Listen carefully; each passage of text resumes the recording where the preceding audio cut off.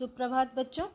हम लोग आज कक्षा 11वीं के काव्य खंड का दूसरा काव्य मेरे तो गिरधर गोपाल दूसरों न कोई व पग घुंघरू बांधी मेरा नाची का सार करने जा रहे। पिछले वीडियो में हम लोगों ने इसका भावार्थ देखा था।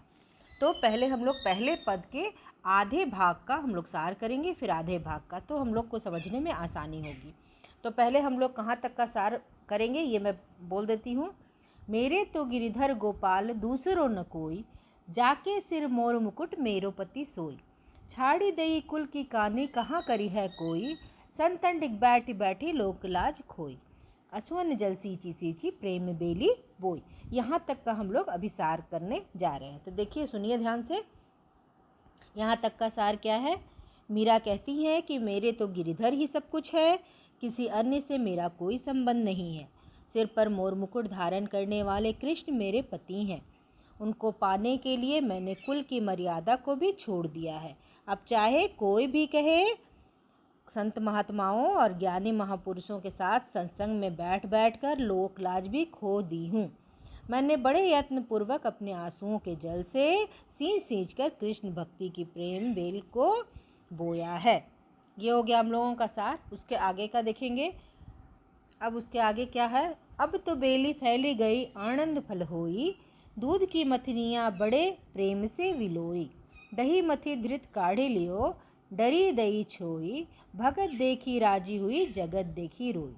दासी मीरा लाल गिरधर तारो अब मोही। यहाँ तक का सार देखेंगे अब हम लोग। यहाँ तक का सार क्या है? मीरा कहती है कि कृष्ण भक्ति मेरे मन में रच बस गई है। अब इससे मुझे आनंद मिलता है। मैंने संसार का चिंतन करके उसे मथ कर उसकी छिपी हुई घी रूपी कृष्ण भक्ति का सार निकाल लिया है और व्यर्थ की सांसारिकता को छाछ मानकर छोड़ दिया है। भक्तों को देखकर मीरा खुश होती है, परंतु व्यर्थ के कार्यों में लिप्त व्यक्तियों को देखकर दुखी होती हैं। मीरा स्वयं को कृष्ण की दासी बताकर उनसे अपना उद्धार करने की प्रार्थना करती हैं। ये हो गया पहला पद का सार। अब हम लोग दूसरा पद देखेंगे। ध्यान देंगे बेटा। पग घुंघरू बांधी मीरा नाची, मैं तो मेरे नारायण सु आप ही हो गई साची। लोग कहे मीरा भई बावरी, नात कहे कुल नासी। विष का प्याला राणा भेजा, पीवत मीरा हासी। मीरा के प्रभु गिरिधर नागर, सहज मिले अविनाशी। यहाँ तक का सार देखेंगे हम लोग। तो क्या कहती हैं मीरा जी?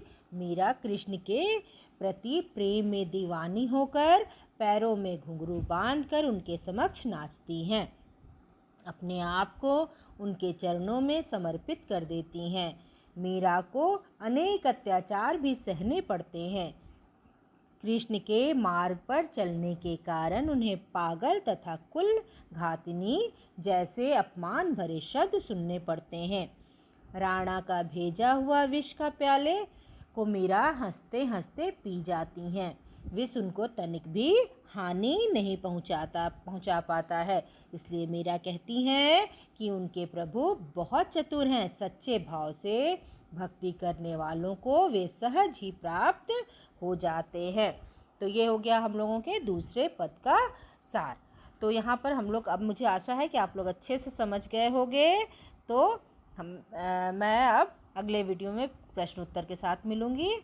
धन्यवाद।